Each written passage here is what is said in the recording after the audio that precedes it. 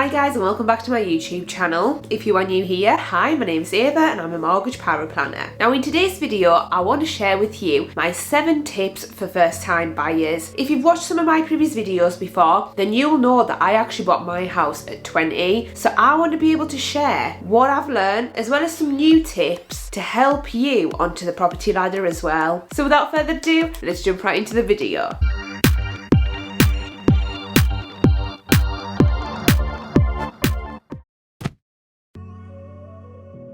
So tip number 1 is to figure out how much deposit you're actually gonna need. As let's face it, the main thing about being a first time buyer is saving up for that deposit. But you won't know how much you have to save until you actually figure out what the amount is. So the best way to do that is to actually have a look at properties that you're most likely going to be looking at buying, obviously once you're ready, and seeing what the purchase price actually is. Then take around 10% off that purchase price as the deposit. The second step is to actually prepare a savings plan. So once you've figured out your deposit amount, add around 2 to 5 grand on top of that to figure out the full amount that you're going to need, as that will help you to cover all the extra costs. Then have a think about how long it will realistically take you to save up that amount. So let's say you want to buy a house in about 2 years time, so that's 24 months. Take the full amount that you've calculated and then divide that by 24 to figure out how much you need to save on a monthly basis in order to be able to reach that figure within the 2-year period. Of course, all of the timescales will vary based on your circumstances and based on your disposable income. The more you can save on a monthly basis, the quicker you'll reach your goal. But don't worry if it takes you a few years longer. Do it when you're ready. Tip number 3, and I bang on about this quite a lot, is to open a lifetime ISA. And honestly guys, I cannot stress this enough. The government gives you a 25% bonus, so you can get up to £1,000 in free money every single year. So why wouldn't you take advantage of that? It's honestly an absolute no-brainer, so make sure you look into getting the lifetime ISA, and I do have a number of different videos explaining it in a lot more detail, so check those out. Number 4 is to track your spending. I would do this for at least kind of a month or 2, just so you know where your money is actually going, as that will then help you realise where you could potentially cut back on and what your disposable income really is, which will help in determining the amount that you can save on a monthly basis. So with that comes tip number 5, which is to cut down on unnecessary spending. So once you've identified where your money is actually going, see if you can actually cut down or cut back on some of that expenditure and instead put that money into your savings. Number 6 is to contact an independent mortgage advisor. And once again, this is something that I bang on about quite a lot in my videos. However, it's for good reason, as it is never too early to actually speak to a mortgage advisor. And the reason you should be doing this as soon as you're kind of thinking about buying a house is because they can actually tell you that based on your salary, either now or the projected salary, they'll be able to tell you how much you'll be able to borrow, which in turn can show you the kind of properties that you'll be able to afford and what sort of deposit you're going to need in order to purchase that property. So it all ties in together, and they'll also be able to help you by giving you some extra tips on what you should be doing and what you should be preparing yourself for. So yeah, it's never too early to speak to a mortgage advisor, and a good one will always be there for you.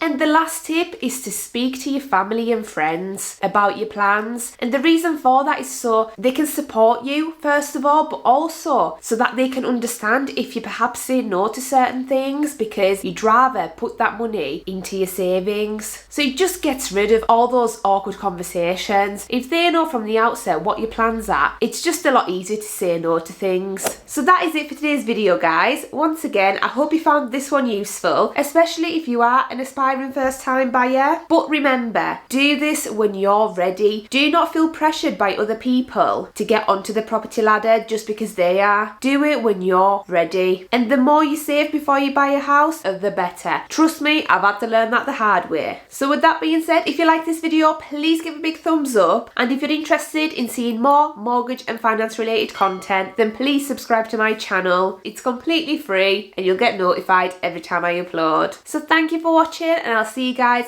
back on Friday with a brand new video. Bye guys.